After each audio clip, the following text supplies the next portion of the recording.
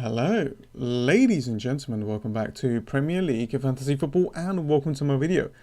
I am back and I am recording this video after the Arsenal versus Tottenham game. So just to let you guys know that the game hasn't fully updated, but do not worry. I'm going to talk to you guys about my final results and where my rank is and so on. But yeah, I had a good week, had a good holiday. Sorry that I couldn't post a lot more videos last week, leading to game week 6. Just had to have a little bit of a break really, but I am back and ready to go, and I cannot wait to go through on what's been happening to my team. So just let's have a quick look at game week 5. As you can see, I've got 53 points, just below the average of 55. So it wasn't the best game week ever. As you can see, Captain Salah, I think a lot of people captained him anyway. I made one transfer in this game week. I removed Antonio. I thought to myself, you know what, Bamford's got good fixtures and he could return as well. I knew that Antonio was going to be a great option anyway, but I thought, you know what, Bamford against Newcastle, maybe he can go and get a big return. He only got 5 points, which is not too bad. A little bit disappointed there. It's because when I looked at my team, I was thinking to myself, do you know what? I want to hold these players for a little bit more longer. Let me just remove Antonio. Plus his price was going down and so on. So yeah, went with Bamford. Didn't work out too well because as you can see, he got himself injured. However, I went and bought Antonio back. So yeah, and as for game week 6, Bamford was injured. I removed him and I brought back Antonio into my team. So yeah, whenever I make a mistake, I'm going to do my best to fix it as soon as possible. I tried my luck with Bamford against Newcastle. He only brought me 5 points and then he got injured. I wasn't expecting that. Yeah, I think if he wasn't injured, I would have been able to bank the transfer in game week 6. Then I would have had 2 free transfers going into game week 7.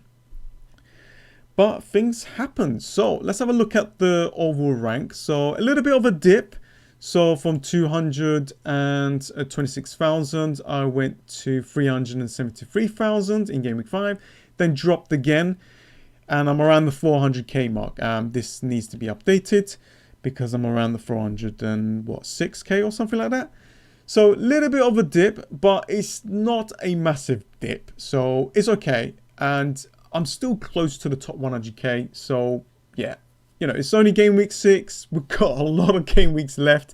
So I'm not even worried that much. Just got to move on. So let's have a quick look at the team. Got Sanchez in goal. Still yet to play against Crystal Palace. Luke Shaw got himself injured and got a yellow card against Aston Villa. Christensen actually played, but only 1 point from him because Manchester City beat them 1-0. Trent played, so only 1 point from him.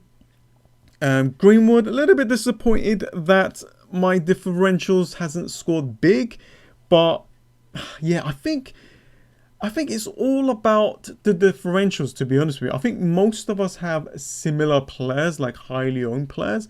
But we've got players like Raul Jimenez, Gray, and Jota, and Greenwood, maybe Rafinha or Sarr, and so on. That if you get the right combinations and get them at the right time, you will do really well. But yeah, but for this game week, it hasn't been too bad, but I'm missing out on big returns. So Greenwood has been a little bit disappointing. Salah there scoring a goal, so I could have captained him as well, but I went with the home advantage with Ronaldo.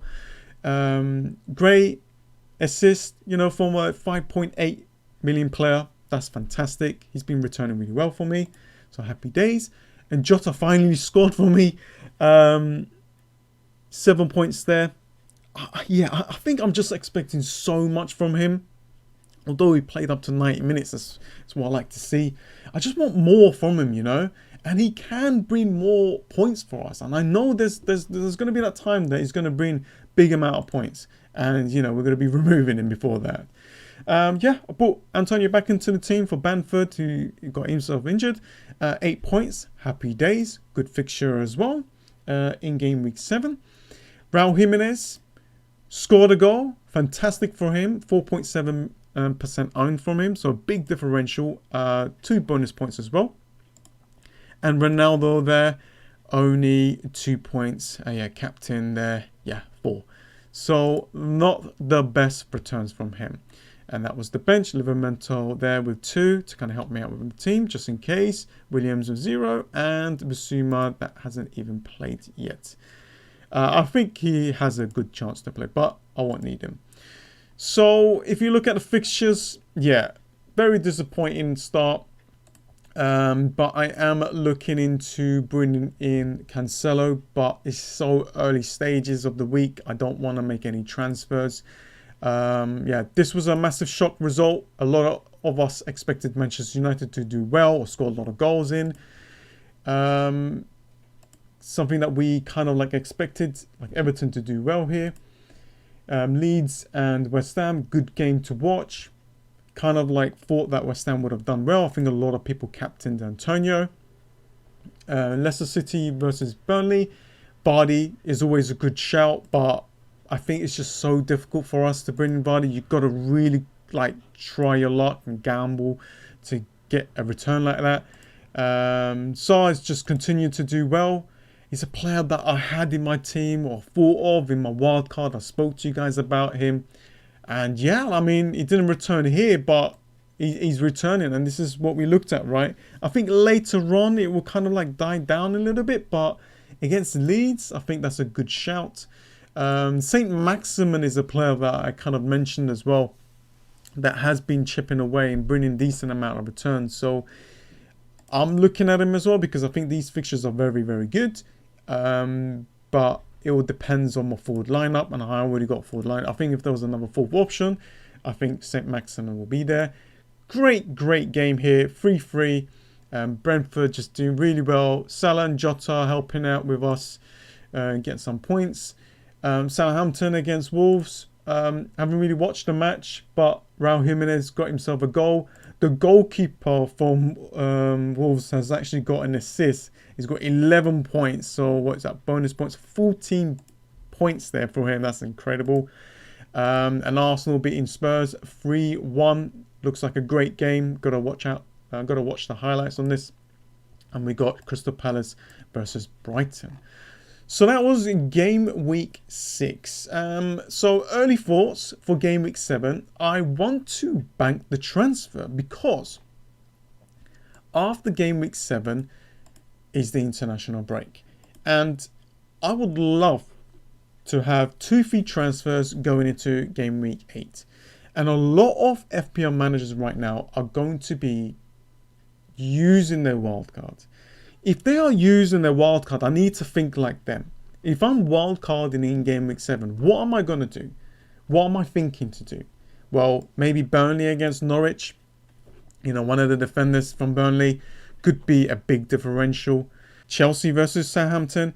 A lot of people are going to be thinking to bring in Lukaku or swap Ronaldo to him. Chelsea's defense they're going to be looking at. Got Leeds and Saar. Like, if Bamford is fit, people might pick him, but I think there are other options.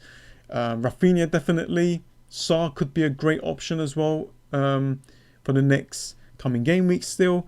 Wolves defense, maybe St. Maximin. Raul Jimenez right now, a lot of people are going to be thinking about.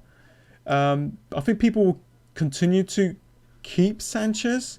Maybe look at some Arsenal players because they have actually been performing well recently. Maybe a few Crystal Palace players. I don't know if Tottenham players are going to be worth it, like Son or Harry Kane. I think there are other options that a lot of people might go for. Definitely Antonio. And I think a lot of people will try and remove in like Greenwood and Jota. So I'm gonna be looking at like midfielders and defenders. So that's what I'm going to be looking at.